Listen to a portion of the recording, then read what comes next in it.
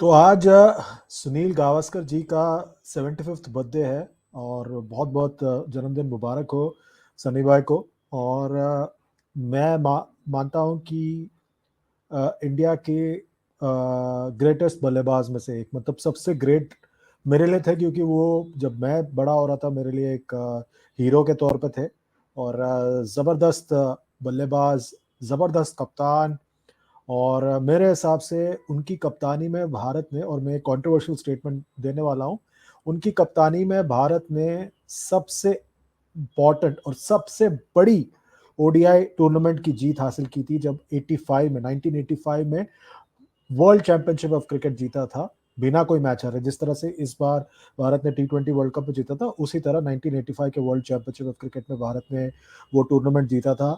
सबसे बेहतरीन टीम, बहुत सारे ऑलराउंडर्स, और डेप्थ था बैटिंग में। और खुद गावस्कर साहब नंबर 4 पर बल्लेबाजी करने आते थे, कभी कभी 5-6 पे भी आए उस टूर्नामेंट में। और मेरे ख्याल से वो टीम 1983 की वर्ल्ड कप टीम से बेहतर थी। और मेरे हिसाब से वो टीम, वो जो जीत थी, वो 83 वर्ल्ड कप जीत से भी बेहतर थी। आप लोग मौका मिले तो यूट्यूब पे उन मैचेस के वीडियोस देखिए। Clinical victories, fantastic bowling performances, और बहुत ही बेहतरीन टीम थी। गावस्कर की कवायद में हुई थी वो जीत। और वो कभी मानेंगे नहीं, पर उनको इस बात के लिए विजडम के तरफ से एक ट्रॉफी भी मिला था 2000 के साल में, जब उन्हें 2001 में मेरे ख्याल से, जब उन्हें टीम ऑफ द सेंचुरी करार दिया गया था उस टीम को, 1985 के वर्ल्ड चैंपियनशिप ऑफ क्रिकेट की टीम को। पर उसके अलावा टेस्ट क्रिकेट में उनकी बहुत बेहतरीन बल्लेबाजी रही है। ओपन करते थे, बिना हेलमेट के ओपन करते थे, और सबसे तेज गेंदबाजों के साथ वो भिड़ंत करते थे। बेहतरीन बल्लेबाज। और ऐसा बल्लेबाज आपको कम ही नजर आएगा। क्या बल्लेबाज थे वो! मतलब आप कुछ वीडियोस देखें, मतलब इतना पावर ऑफ कंसंट्रेशन होता था। मतलब 24 घंटे, मतलब ऐसे जब वो बल्लेबाजी करते थे तो सिर्फ बल्लेबाजी करते थे, गेंद पर फोकस होता था। और उनका जो एक्सपीरियंस था टॉप ऑफ द ऑर्डर में, बहुत बेहतरीन था। उनके बाद भारत को काफी वक्त तक जूझना पड़ा एक अच्छे ओपनर के लिए। नवजोत सिद्धू थे थोड़े वक्त के लिए, श्रीकांत थे, रवि शास्त्री ने भी ओपन किया। फिर उसके बाद काफी साल तक, फिर उसके बाद जब वीरेंद्र सहवाग आए, उनकी जो बल्लेबाजी थी टॉप ऑफ द ऑर्डर, बिल्कुल विपरीत थी गावस्कर के। पर वो उनकी कमी कभी पूरी नहीं हो पाई। वो जब छोड़ के गए 1987 में, उसके बाद भारत ने कभी उस जगह को पूरी तरह से कभी भरा नहीं। और गावस्कर की जहाँ तक बात करें, उनके आखिरी टेस्ट मैच में जो 96 बनाया था उन्होंने, वो कहते हैं कि वो सबसे बेहतरीन पारी है उनके करियर की।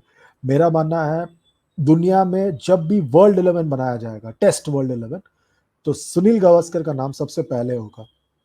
और मुझे लगता है कि ये चीज़ हमेशा हमें याद रखनी चाहिए कि उनके जैसा ना कोई था, ना कोई है, ना कभी होगा। और ये ऐसा था कि उनके जन्म जब हुई थी तब मिसप्लेस हो गए थे उनकी, वो जब बेबी थे, मिसप्लेस हो गए थे हॉस्पिटल में। और एक फिशरमैन के बगल में उनको रखा गया था। फिर उनके मामा ने उनके कान में एक होल देखा, उसके बाद उनको पहचाना, और लकीली उनको वो सही जगह पर लेके आए। अगर वो नहीं होता तो शायद वो कहीं पे कोली होते, मछुआरे होते, ना कि क्रिकेटर होते वो। मगर जोक करते हैं, मछुआरों की तरह वो आउटसाइड द ऑफ स्टंप बहुत ज़्यादा फिश करते थे। पर ये तो अब पुरानी बात हो गई है। 1949 में पैदाइश हुई थी, आज 75 साल के हो गए। बेहतरीन बल्लेबाज, बहुत सारे इनिशिएटिव्स हैं उनके उनकी ज़िंदगी में। पर एक चीज़ है जो शायद आप में से कुछ लोग जानते हैं या नहीं जानते। उन्होंने 2 मूवीज़ में काम किया है। एक में लीड हीरो थे, और एक में उन्होंने स्पेशल अपीयरेंस किया है।